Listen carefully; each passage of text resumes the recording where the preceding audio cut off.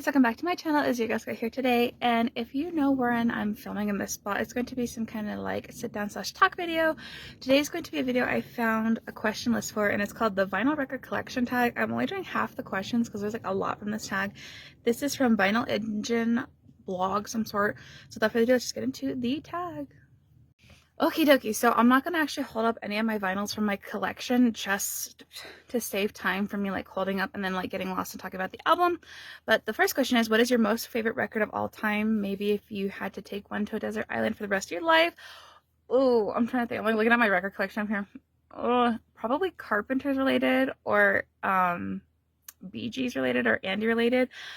I will have to say though, if it was like I'm on a desert island for the rest of my life and the only album I could have would be one, it would probably be the Now and Then album by the Carpenters. That one's my all-time favorite. I love the oldies medley. I just love everything about it. It's just that perfect album that they did. Next question, what is your rarest record, maybe in terms of copies pressed? I don't know actually the truthful answer to this one. I don't know, because I know, like, for example, I have the ABBA Spanish album, and that wasn't done in America. That was, like, for South America, like, specifically area in the 80s, early 80s, so that could be it. I also have a really strange bootleg copy of the Carpenter's Passage album. It's literally in a paper sleeve, like a 45, and it's super heavy. It's like from Taiwan or something. That could be something considered like rare, but not really. The other thing I also own is a Carpenter's Japanese record, so not necessarily like in the rarest copies, but for the fact that it ended up like in America, like somehow overseas from the original origins of its country pressing, if that makes sense. Number 3, what is your most expensive record? I definitely don't think I've actually spent that much on an actual single album besides the Love Lines album, which was by, of course, the Carpenters. That one I think I spent like almost $30 on, which it was because it was the brand new repressed version. Not necessarily would I have spent it $30 if it had been like a copy from 1989. So I have my limits when it comes to vinyl, especially because I can't like sometimes play the album, sometimes in the shrink wrap, because the record store sometimes we put it in, especially if it's a very good or mint condition record, depending on the wear on the cover, wear on the actual album, if it's like warped or whatever. The other one that I would say would be pretty expensive would have been my Teen Beach Movie soundtrack one that I bought for myself for my 22nd birthday in 2024. That one was brand new. It was about $35 after taxes and fees and everything else. And then the last one I'd say, which was pretty expensive, would actually probably be my Bee Gees Greatest Hits brand new vinyl, which I bought at Target, and it was probably about $25-30 as well. What is your least expensive record? I have a bunch of like 99-cent records that I literally don't know how they flew off the shelf or were put on the shelf with such a low price tag. I know I got a couple of Carpenter records for pretty cheap, like $3.99, and they were like literally like almost brand new from like the day that they were pressed in the 70s. I do have a couple of cheap records like David Cassidy. I didn't spend that much on for his Cherish album. The cheapest ones would have been probably some of the Bee Gees ones, which my sister had bought in duplicates of, which ended up in my collection because I was a Bee Gees fan, but until like early 2018, I didn't realize their 60 songs were like where their passion was at, and like the disco label like ruined them, in my opinion. Even though I do love like More Than a Woman, How Deep Is Your Love, the R&B soul tracks. Anyways, let me get back on track to the tag. Number 5, what is your most valuable record to you? Oh, definitely. Oh, that's so hard because they're all so important to me. I think the one that I think is the ones that are very special to me are like, so I have Close to You. I'll say Close to You by the Carpenters, the 10 album by the Carpenters, After Dark by Andy Gibb, because those were the first records I bought of those artists, and then there was a Carpenter's Greatest Hits from 84, 83, right after Karen had passed away. That was a TV set promo to get the Carpenters, like, people to start listening to the records still, even though Karen had passed, to keep her memory alive. But the reason why those are most valuable is because it's most sentimental memory to me. So in the summer of 2016, I literally told my parents, because I was 14, couldn't drive yet, I was like, hey, do you think we could go to this thrift store and see if I could find Carpenter records? And they were like, oh my gosh, yeah, of course, like, oh my gosh, you want to go like record hunting? I was 14, and like the Carpenters were like still so new to me, and like I wanted to feel a part of something, like a part of history. And I was getting into like the vinyl scene. So the two albums I found during that record hunting week in 2016 was Close to You and the Tan album. And then I managed to find that double LP of the Carpenters' Greatest Hits, which I thought was just like heaven sent because it was all my favorite songs. And then about a year and a half later, so I was getting to ABBA. I was already a huge Indie fan. I literally, at 15 years old, if that had been like 1977, 78, if I had been 15 back then, I would have been like obsessed with him.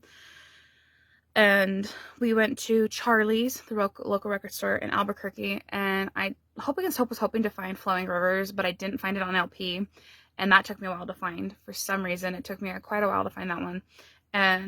And the G section, because he doesn't have like a label, because he only had like 4 albums, and that one popped out After Dark, and it had the original like promo sleeve in it. It was in the original like the lightning paper sleeve, which kept the record safe, and it felt like I owned a piece of history and made me feel closer to that time of music, if that even makes sense. Number 6, what is the most horrible record you kept for sentimental reasons?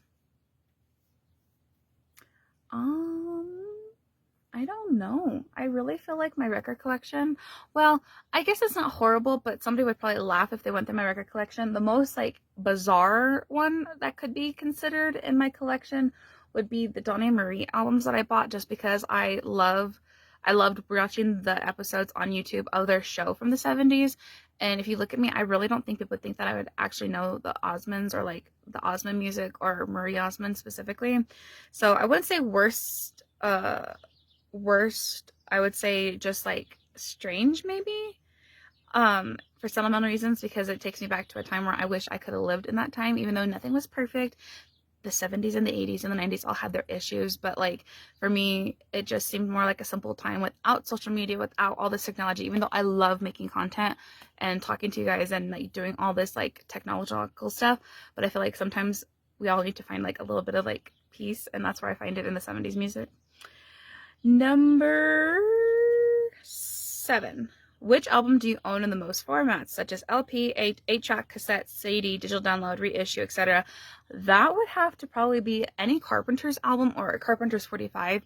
Anytime I find the Carpenters 45s, especially, I buy, like, if I think I have like 3 or 4 copies of Superstar on 45, and then the Town album, I know I have like 3 or 4 copies. I try and buy double copies because like I like to keep one that I play and then the other one for pristine condition. I have this like weird thing. I even do that with like body products like Bath and Body Works and stuff. I don't know if it's like a stimulation issue or what it is, but that is definitely, I think, anything by the Carpenters for sure. ABBA, it's harder to buy duplicates of because like I feel like their albums are more rare in like New Mexico. Like if I go up to Colorado, I find a bunch of them. So stay tuned for a haul probably in the future of updated record collections and someone mixed in the future. Next question. What is your, I should actually say with the Carpenters too, I have all the CDs, and then of course, very few 8-track tapes. What is your worst sounding or worst pressed album? Worst sounding or worst pressed album? Ooh. I know a couple of my records are warped, and I try not to. Those are the copies like I don't play as much because I don't want to mess up the record needle. But probably the worst sounding one would actually probably have to be the Carpenters when I was talking about the greatest hits, because I played it so much in 2016 to early 2017. Like I literally wore the thing out, and it was already probably pretty well played in the 80s. And just to have somebody like 30, 40 years later like literally play it every single day, that's probably almost like my worst sounding album, only because I played it so much with love. Next question. What is your go-to reference album when you want to showcase your mood? Would I want to go sentimental and say Perry Como? Because I actually have some Perry Como records. Funny enough, I don't know. I mean, my reference album would probably be something that was like a K-Tel record, but the bunch of like record hits. I don't own any K-Tel records except an ABBA greatest hits one. So maybe something I should like look into is getting one where it has like ABBA, Andy, Bee Gees, a little bit of a mix of all the good people from the 70s. Next question. What was the hardest album to find that you now own? It was 2 albums specifically, and I ended up finding the other one finally 2 years ago. So again, this whole video is basically about the Carpenters. Somehow, indirectly, the Carpenters are like my heart and my soul. So like if you guys can't tell by my content, that's like where my heart is next to ABBA. But it was 2 Carpenter albums, and then I still would like to find the original pressing of Offering. So that one's still like on my bucket list. But it was Made in America and Love Lines. Love Lines, it literally took me 8 years to find. So I finally found it in Denver at Twist and Shout in 2023, which was the brand new pressing copy. I talked about that earlier in the video. And then Made in America, same thing. It took me about 4, maybe 5 years to actually find a copy of Made in America. And it was actually at a different record store downtown. And then it was funny because we were doing like a record hunt that day for, I don't know if it was like record store day or something. And we came back up to Charlie's. I found 2 copies in the same day, which blew my mind because I had been looking for like 4 or 5 years for it. And then like, here we are, 2 copies in the same day. Next question. Which album was the biggest surprise you found in a store? Maybe it was a flea market or a garage sale find. Well, I think that would be a surprise to me would have been the Music for UNICEF, and that was at a vinyl record store show that we went to in 2018, I think. No, I think it was 2019. I corrected myself. So I was like on the hunt trying to find Andy's albums, more Bee Gees, because I was getting into the Bee Gees a lot, their earlier stuff and later stuff. And of course, I had finished my Carpenter's collection minus the 2 I had talked about, which I finished 2 years ago. And then, of course, ABBA, like anybody like I listened to. And I was going through this $1 bin, and out popped up this German pressing. I'm looking at it because it's right there staring at me. German pressing of the Music for UNICEF for So Olivia, Rita Coolidge, Chris Christopherson, of course, the Bee Gees, Andy, ABBA, came together in 1979 to donate money to the charity for UNICEF. And I really feel like that was like the biggest surprise because it wasn't something I was looking for. But as soon as I saw the cover come out, I'm like, oh my gosh, this is like so special because it's like all the live recordings from that actual show. I don't know how many copies that was actually made. If it was even released as an album in America, I would have to do some research, or one of you guys, if you guys are interested in looking up the history of the UNICEF concert in 79, how many copies that it went onto LP. The other one that I would say would be a surprise that I found in thrifting or like shopping would probably be anything by the Bay City Rollers, because I feel like that Bay City Rollers, like specifically the fans are still so much alive and like aren't too old for, if you know where I'm going, for the fandom that's still like 60s, 50s, like 50s, 60s, 70s, maybe early 80s, because Alan was like the older guy, so I don't know how their demographics really go for fan base. So I would say like finding like the Japanese pressings that I found at Charlie's, I think it was around March or April of 2022. They had every single album. I could only afford to get 3 because they are all like $20 a piece. So I guess that should have been part of my other answer. Now that I'm thinking about it, most expensive record that I bought the Japanese Bay City Roller albums, which burned a hole in my pocket, like low key. But it was something so rare because I've never seen them again here, at least. Now going up to Colorado, because that's where I do a lot of my shopping too. I could literally find, I don't know what I could find up there this next trip. So that's going to be exciting to see. But definitely that. Next and last question, finally, after my ramblings on, is number 12. What's the one album that is your guilty pleasure and the one that you'd be ashamed to admit that you own? Maybe not so much ashamed to admit that I own, but I feel like I get like sentimental, like shy when I talk about Perry Como or even like Charlie Pride for some reason.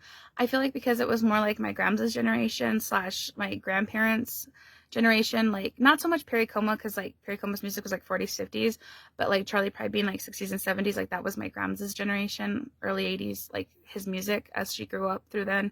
Of course, my mom played all the oldies in the house too, but like specifically like Charlie Pride and Perry Como, those are like sentimental to me.